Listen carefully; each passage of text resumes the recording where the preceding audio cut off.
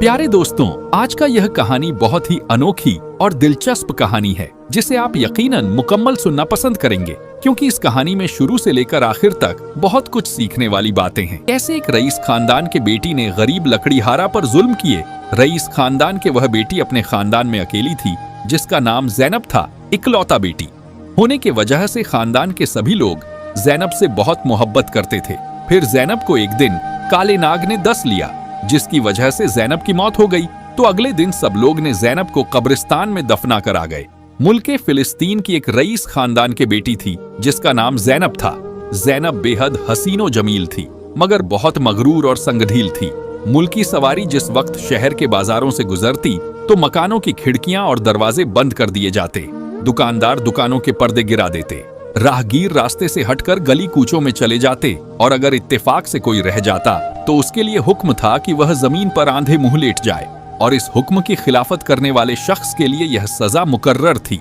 उसे चौराहे पर बने हुए चबूतरे पर खड़ा करके उसकी दोनों आंखों में तपती हुई सलाखों से चोट दी जाए। एक रोज जैनब की सवारी बाजार से ऐसे ही गुजर रही थी। एक बूंदा राहगीर दूसरे रास्ते से इस बाजार में दाखिल हुआ। सवारी तेजी से आ रही थी, इसलिए राहगीर को इतना मौका न मिल सका कि वे दौड़ वापस उसी गली में चला जाए जिससे वह इस बाजार में आया था। सर पर लकड़ी से भरा हुआ टोकरा रखा था जिसे वह किसी के सहारे के बगैर सर से उतार भी नहीं सकता था। अगर जमीन पर औंधे मुंह लेटने के लिए उसे फेंकता तो सड़क पर लकड़ियां फैल जाती। गरीब लकड़ी हर घबराकर इधर उधर देखने लगा कि अब कहां जाएं और क्या करें, लेकिन कोई सूरत नजर न आई और संगदिलू जैनब के संगदिल सिपाहियों ने उसे गिरफ्तार कर लिया। जैनब ने उसे देखकर गुलामों को हुक्म दिया कि दस्तूर के मुताबिक 2 दिन के बाद इसकी आंखें लोहे की गर्म सलाखों से फोड़ दी जाएं। इस हुक्म को सुनकर जैनब के सिपाही ने सर झुकाकर कहा, जो हुक्म जैनब साहिब। मगर इस सजा को सुनकर बूढ़े राहगीर थर थर कांपने लगा और हाथ जोड़कर जैनब साहिब से कहने लगा, ए मलिकाए फिलिस्तीन के अमीर खानदान के बेटी जैनब साहिब, मुंह गरीब पर रहम करे। मैंने आपको जानबूझकर हरगिज नहीं देखा। ए जैनब साहिब, मेरी उम्र का ख्याल कीजिए और मुझ पर रहम फार्मा गरीब। राहगीर रोता रह गया। जैनब साहिब और सिपाहियों से माफी की भीख मांगता रहा, मगर उसके कांपते हुए हाथ टोकरे को ना संभाल सके और वह सर से गिर पड़ा। सिपाही ने उसकी पीठ पर एक डंडा मारते हुए कहा, जंगली बूढ़े, ये तूने क्या किया? साफ सुथरी सड़क को गंदा कर दिया, उठाओ लकड़ी को। गरीब लकड़ी सजा की आंखों से जमीन पर बह रहे थे। कांपते हुए हाथों से लकड़ियां उठा उठाकर टोकरे में भरने लगा, लेकिन हालत यह थी कि लकड़ियां को डालता टोकरी में था और वह नीचे गिरती थी। जालिम सिपाही उसे गालियां दे रहे थे कि बूढ़े आदमी जल्दी कर, जल्दी तुम्हें सजा देनी है, तुम्हारे पास वक्त बहुत कम है। मगर उसी वक्त एक लड़का जिसकी उम्र तकरीबन 16 से 17 बरस होगी उसकी तरफ से गुजरता और उस बूढ़े लकड़ी हर राहगीर पर तरस खाकर लकड़ी टोकरी में भरने लगा। सिपाहियों को यह बात बिल्कुल भी अच्छा नहीं लगा। बूढ़े और उन्होंने लड़के को धकेलते हुए कहा, अरे ओ नालायक, तुझे किसने कहा था कि तुम लकड़ी उठाकर टोकरे में रख दो? लड़के ने उठते हुए कहा, किसी गरीब बूढ़े इंसान का मदद करना क्या जुर्म है? इतनी सी बात को सुनकर एक सिपाही ने आगे बढ़कर उसके गाल पर एक जोरदार थप्पड़ मार दिया। मगरूर जैनब साहिब की बेरहम सिपाहियों ने कहा, खुद के होशो हवास का तो पता नहीं और हमें कानून बताता है, चल अपना रास्ता ले। फिर वो लड़के ने जाते जाते मगरूर जैनब साहिब की सिपाहियों को कहा कि जितना जुल्म करना है कर लो, मरना तो है एक दिन, और यह बात जैनब साहिब को भी जाकर बता देना। यह सुनकर सिपाहियों का तो गुस्सा और सर पर चढ़ गया। उस लड़के के मुंह से ये बात सुनकर वो बूढ़ा लकड़ी हर दौड़कर उस लड़के के पास आया और कहने लगा, बेटा तुम्हारा यह दुआ जरूर कबूल होगा। यह मगरूर जैनब साहिब एक दिन जरूर। तब जैनब साहिब बाजारों की सैर करने के बाद वापस अपने महल में पहुंची तो उसकी खास वजीर गुलजार ने कहा, जैनब साहिब, मुझे तो इस बूढ़े राहगीर पर तरस आ रहा है, आप अपना हुक्म वापस ले लीजिए, इस गरीब फकीर को माफ कर दीजिए। जैनब बोली, हरगिज नहीं, मेरी तीर कमान से निकलने के बाद कभी वापस नहीं आता, इस तरह हम अपना दिया हुआ हुक्म वापस नहीं ले सकते।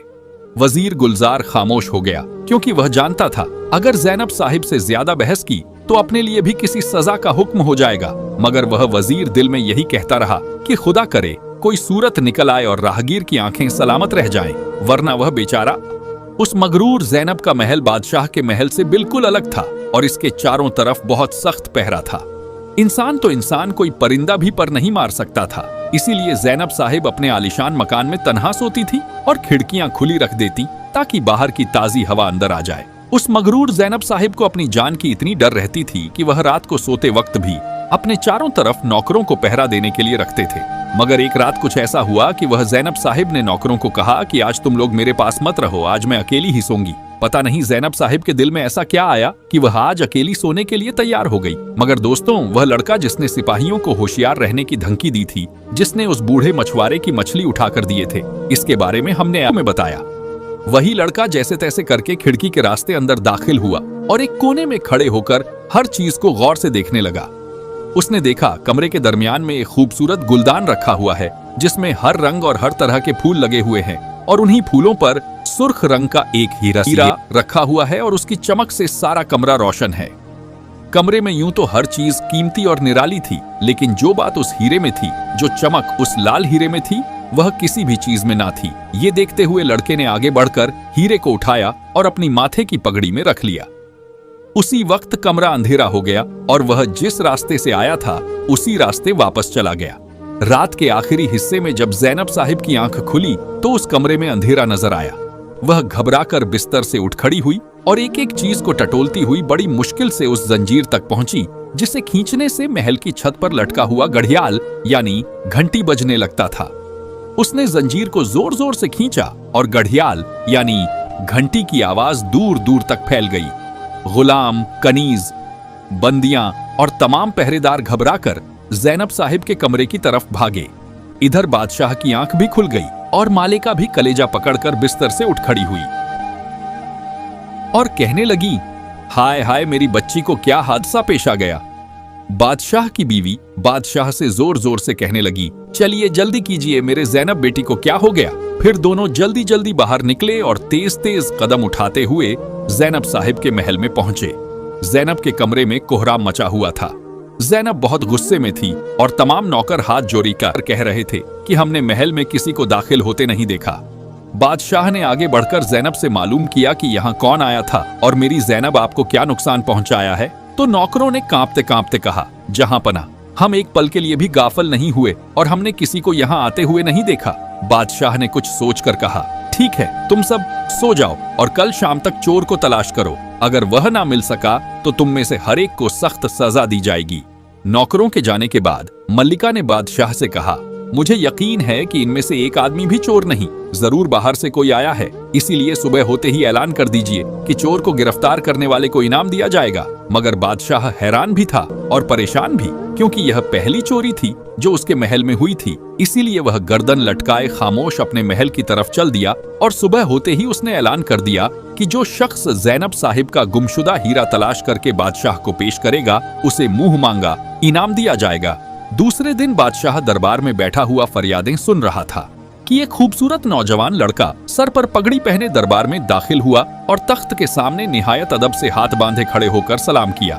बादशाह ने कहा, तुम कौन हो और क्या चाहते हो? वह कहने लगा, बादशाह सलामत, मैं ज़ैनब साहिब का अनमोल हीरा पेश करने आया हूँ और ऐलान के मुताबिक मुहमांगा इनाम हासिल करने के लिए यहाँ हाजिर हुआ हूँ। बादशाह ने कहा, शाबाश, कहाँ है हीरा? उसने अपनी पगड़ी में से हीरा निकालकर निहायत अदब से बादशाह को दे दिया।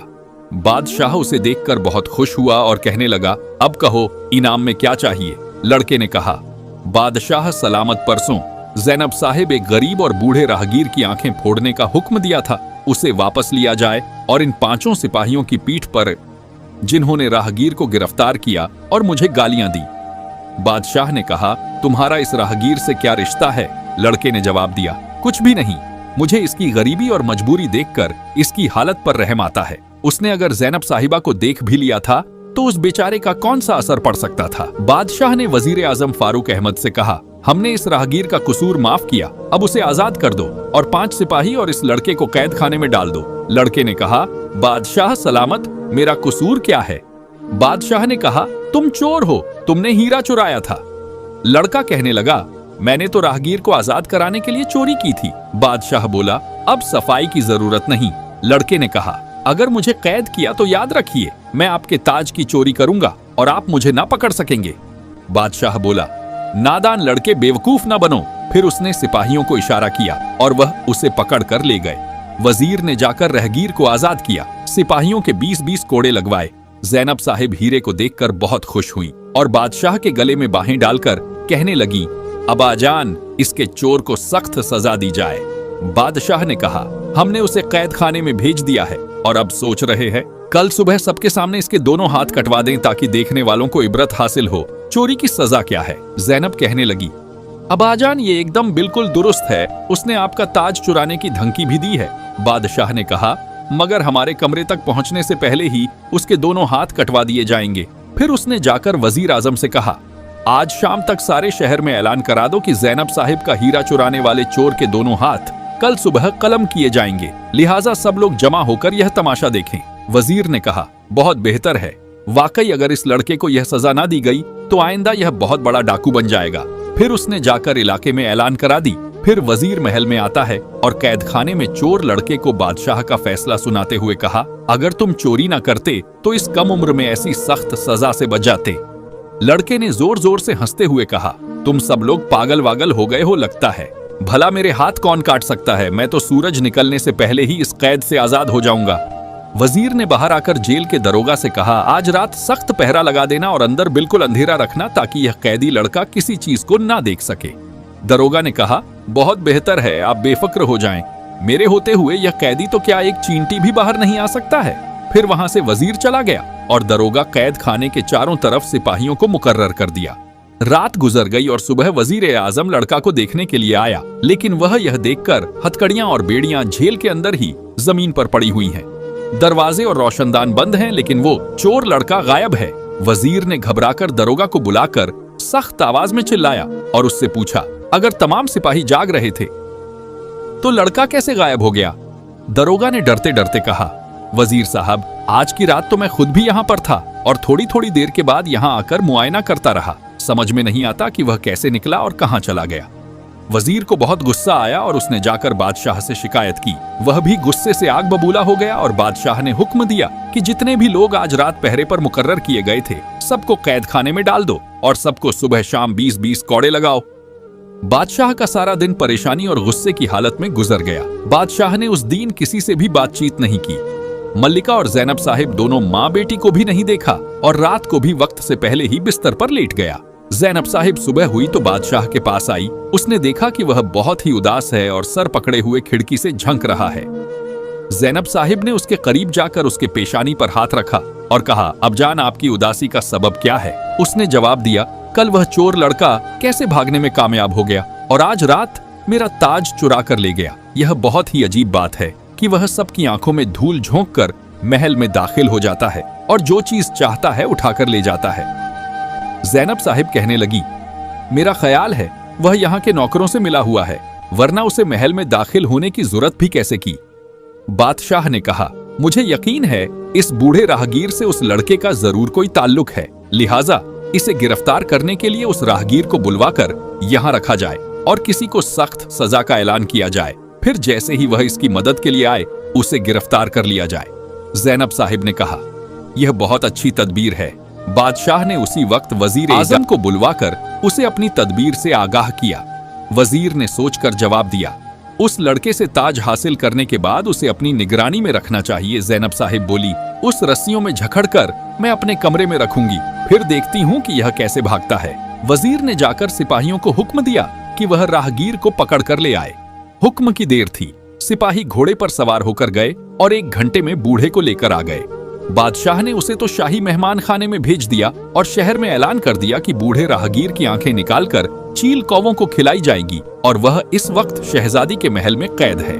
इस ऐलान को सुनकर वह लड़का बहुत गुस्से में आया और कहने लगा, मुझ पर जोर नहीं चला तो फिर गरीब बूढ़े को निशाना बना लिया, मगर बादशाह और शहजादी की इस मकसद में कामयाब हो पाना मुश्किल है। फिर क्या था, रात हुई और रात के वक्त शहजादी के महल पर बहुत सख्त पहरा था। बादशाह भी भेष बदले हुए नीचे गश्त लगा रहा था। शाम के करीब एक अजीब मामला पेश आया। ज़ैनब के कमरे से एक अजीब चीख निकली और सारा महल गूंज उठा। बादशाह, वजीर और सिपाही घबराकर बेतहाशा दौड़े और जल्दी जल्दी कमरे में दाखिल हुए। उन्होंने देखा कि शहजादी फर्श पर पड़ी हुई है। अब बादशाह ने नीचे बैठकर उसका सर जांघों पर रख लिया और फौरन ही शाही तबीब को बुलवाया। शाही तबीब ने काफी देर तक इलाज किया, मगर फिर कांपते लहजे में कहने लगा, बादशाह सलामत। अफसोस, ज़ैनब साहिबा हमसे बिछड़ गई है। उन्हें किसी जहरीले सांप ने डस लिया है। बादशाह की आंखों से आंसू बहने लगे और वह सिसकियां लेने लगा और गिड़गिड़ाकर कहने लगा, या इलाही, ये तूने क्या कर दिया? मेरी जिंदगी का सहारा एक यही तो थी, उसे भी तूने छीन लिया। बादशाह काफी देर तक अपने शहजादी को देखकर रोता रहा। फिर सबने बादशाह को तसल्ली दी और शहजादी को उठाकर पलंग पर लिटा दिया। उसी वक्त वजीर की नजर बादशाह के ताज पर पड़ी और वह कहने लगा, ये देखिए आपका ताज यहाँ शाही कुर्सी पर रखा हुआ है। ऐसा मालूम होता है कि चोर रात में यहाँ था। फिर वजीरों ने कुछ सोचकर कहा, कहीं वही बदमाश तो सांप को यहाँ नहीं छोड़ गया। बादशाह ने उसकी बात पर तवज्जो ना दी, क्योंकि इस वक्त उसका कलेजा अपनी इकलौती बेटी के गम से फटा जा रहा था। फिर रात भर इसी कश्मकश में बादशाह आंसू बहाता रहा और महल में एक गम की लहर छाया हो गया था। फिर सुबह हुई तो सबने पास के कब्रिस्तान में उस जैनब साहिब को दफना दिया। इस अफसोसनाक खबर से सारे मुल्क पर गम छा गया। घर घर अफसोस किया जा रहा था, पर गम छा रहा। दुकान, मदरसे, अदालतें, गर्ज, हर कारोबार बंद कर दिया गया। मस्जिदों और दरगाहों में शहजादी के लिए दुआएं मांगी जा रही थीं। दूसरी सुबह बादशाह अपनी चहेती बेटी की कब्र पर फातिहा पढ़ने और फूल चढ़ाने के लिए गया तो उसने देखा कि कब्र खुली हुई है। इधर उधर मिट्टी के ढेर लगे हुए हैं और कब्र में से मैयत गायब है। ये हाल देखकर बादशाह के दिल को ऐसा सदमा पहुंचा, वह बेहोश होकर जमीन पर गिर पड़ा। लोगों ने पानी लाकर बादशाह के चेहरे पर छींटे मारे, फिर उसे होश आया, मगर उसके हवास कायम न थे। बादशाह सबकी सूरत इस तरह देख रहा था जैसे वह सब इसके लिए अजनबी थे। वजीरों ने आपस में मशावरा करके बादशाह को उठाया और घोड़ा में लिटाकर महल की जानिब रवाना हो गए।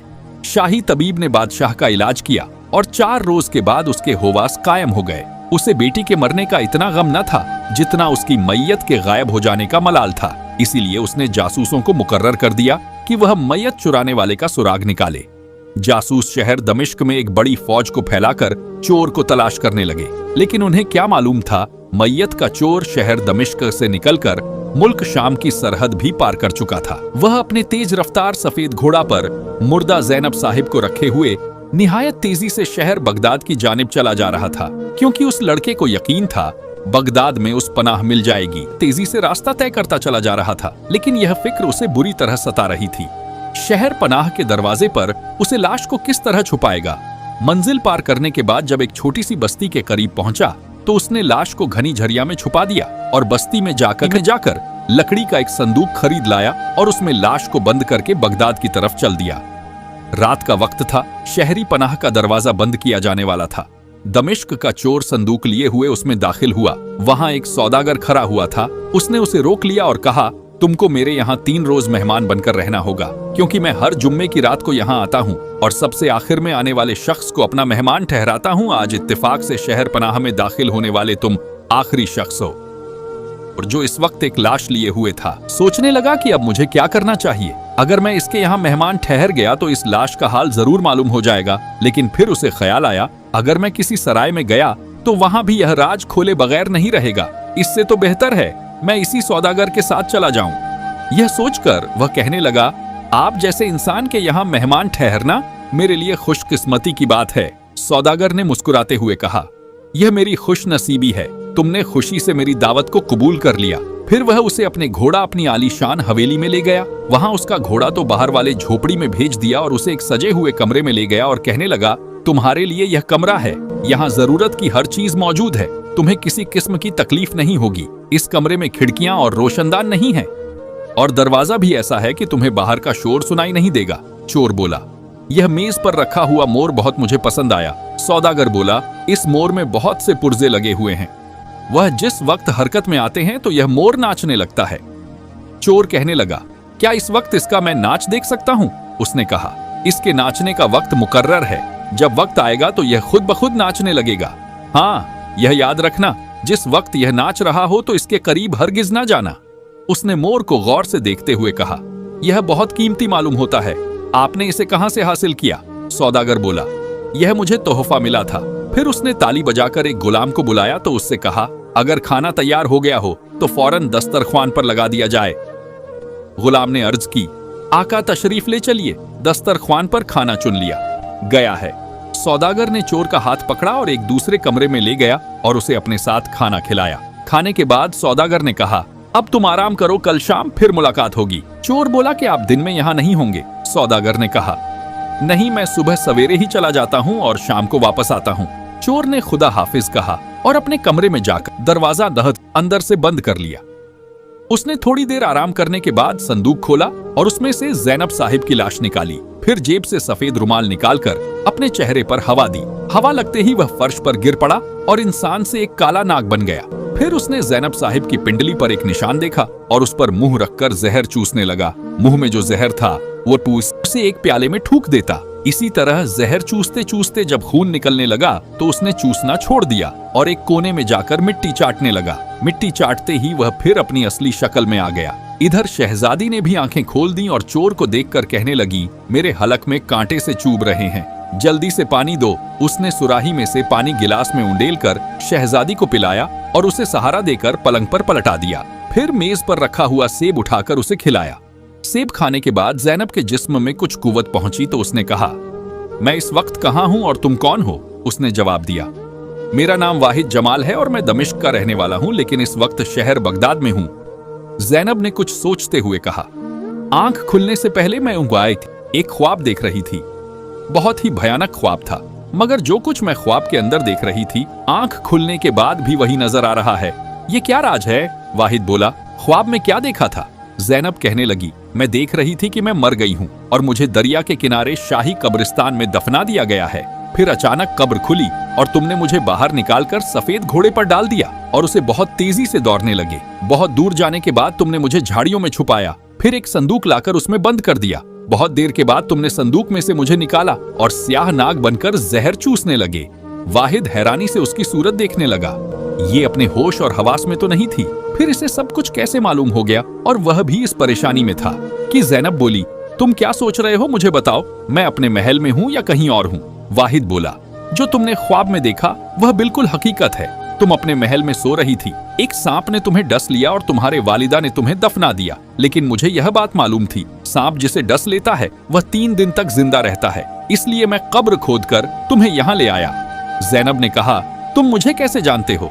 वाहिद बोला, मैं दमिश्क का चोर हूँ। एक मर्तबा तुम्हारे महल में हीरा चुराने गया था, उस वक्त तुम्हारी सूरत देखी थी। ज़ैनब ने कहा, तुम सांप कैसे बन गए थे? क्या तुम कोई जादूगर हो? वाहिद बोला, मैं जादूगर तो नहीं हूँ, लेकिन मेरे पास एक रुमाल है जो मुझे मेरे वालिदा साहब ने मरते वक्त दिया था। उसकी हवा से मैं सांप बन जाता हूँ और मिट्टी चाट कर दोबारा अपनी असली शक्ल में आ जाता हूँ। ज़ैनब ने आंखें बंद कर लीं और कुछ सोचने लगी। वाहिद ने कहा, क्या सोच रही हो? वह कहने लगी, मैं यह सोच रही हूँ कि सांप के डसने के बाद मेरी सैलानी रूह जो कुछ देख रही थी वह मुझे ख्वाब की सूरत में नजर आ रहा था। वाहिद बोला, मुझे भी ऐसा ही मालूम होता है, अब इस ख्याल को दिल से निकाल दो और सो जाओ। वाहिद बोला, सुबह होते ही मुझे मेरे अब्बाजान के पास ले चलो, वह मेरी जुदाई के गम में निढाल हो रहे होंगे। वाहिद कहने लगा, अब उन्हें भूल जाओ, मैं तुम्हें अपने लिए निकाल कर लाया हूँ, तुम्हें मेरे साथ रहना होगा। ज़ैनब ने कहा, मैं एक अमीर रईस खानदान की बेटी होकर एक मामूली चोर के साथ नहीं रह सकती। वाहिद बोला, मगर अब रहना है, और अब तो वैसे भी तुम ज़ैनब साहिब नहीं हो। फिर उसने कहा, इस ख्याल को तुम दिल से निकाल दो, अगर तुमने भागने की कोशिश की या किसी की मदद हासिल की तो याद रखना, मैं तुम्हें जिंदा नहीं छोड़ूंगा। ज़ैनब ने अभी जवाब नहीं दिया था कि उसी वक्त मेज पर रखे हुए मोर ने अपने पंख फैलाए और नाचने लगा, साथ ही मुख्तलिफ साजों की आवाजें। थोड़ी देर के बाद एक मोती फर्श पर गिर पड़ा और उसी वक्त मोर ने नाचना बंद कर दिया। वाहिद यह चाहता था कि वह मोती को हाथ में लेकर देखे कि वह असली है या नकली, लेकिन ज़ैनब ने यह कहकर रोक दिया कि पराई चीज है, इसे हाथ ना लगाना। वाहिद बोला, मैं इस चुराना नहीं चाहता हूँ। ज़ैनब बोला, कुछ भी हो मगर इसको हाथ ना लगाओ। ज़ैनब के कहने पर वाहिद मोती को इस तरह छोड़ दिया। मोती इस तरह जमीन पर पड़ी रही। फिर ज़ैनब और वाहिद में बातचीत शुरू हो गया। जन बोलते हैं, मेरे मर्जी के बगैर तू मेरे साथ कुछ भी नहीं कर सकते हो। फिर वाहिद ज़ैनब को लेकर वहां से दूसरे स्थान पर जाना शुरू कर दिया। मिश्रा की तरफ रवाना हुआ, तभी रास्ता में जंगल पड़ता है। जंगल बहुत ही घना था। उसे जंगल में बहुत सारे जानवर, पक्षी और सांप रहा करते थे। ज़ैनब और वाहिद को जंगल के इस रास्ता से गुजरना। जब वाहिद और ज़ैनब दोनों जंगल में पहुंचे तो रास्ता बहुत कठिन था। चारों तरफ सांप और बिच्छू और जानवर से रास्ता भरा पड़ा हुआ था। किसी तरह ज़ैनब और वाहिद रास्ता को पार कर रहे थे, तभी एक सांप जाकर ज़ैनब को दोष लेता है। ज़ैनब फौरन फर्श पर गिर जाती है और चिल्लाना सीखना शुरू कर देती है। ज़ैनब के शरीर में दर्द और पीड़ा बहुत तेजी से बढ़ाना शुरू हो जाता है। ज़ैनब की तरफ देखकर वाहिद बहुत बेचैन होता है। बिना मौत का परवाह किए जहर को बाहर निकलना शुरू कर देता है। ज़ैनब यह खामोशी से देख रही होती है, वर को चुस्त और फेंकता। इसी बीच जैनब के दिल में वाहिद के प्रति मोहब्बत पैदा हो जाती है। तब तक वाहिद जैनब के पांव से सभी जहर को निकाल देता है। फिर दोनों खामोशी से चलना शुरू कर देते हैं। फिर जैनब कुछ दूर जाने के बाद वाहिद से बोलता है, वाहिद मैं आपसे एक बात कहना चाहती हूँ, अगर आप बुरा ना माने तो मैं कहूँ। वाहिद बोलता है, हाँ जैनब, आप जो कहना चाहती है कह सकती हो। फिर जैनब अपना मोहब्बत का इजहार वाहिद से करती है। वहीद भी कहीं ना कहीं जैनब से मोहब्बत करने लगा था। जैसे यह बात जैनब के मुंह से सुनता तो वाहिद खुशी से जैनब की तरफ देखना शुरू कर देता है। फिर जैनब वाहिद से कहती है, तुम मेरे अब्बू के पास लेकर चलो, मैं सभी माजरा अपने अब्बू जान से बताऊंगी और अपने अब्बू जान से बोलूंगी कि हमारा शादी वाहिद से कर दे। मेरे अब्बू जान मान जाएंगे, क्योंकि मैं उनके धन का इकलौती बेटी हूँ, वह माना नहीं कर सकते। वाहिद भी यह बात सुनकर मान गया और दोनों बादशाह के पास गए। बादशाह जब अपने बेटी को देखा है तो अपने बेटी को गले लगाकर बहुत रोता है। जैनब अपने अब्बू जान से पूरी वाक्य बताती है और फिर जैनब और वाहिद का शादी हो जाता है और सभी लोग खुशी से महल में रहना शुरू कर देते हैं। दोस्तों, अगर यह वीडियो अच्छा लगा है तो लाइक कर दो और चैनल को सब्सक्राइब कर दो ताकि ऐसे वीडियो आपको मिलता रहे।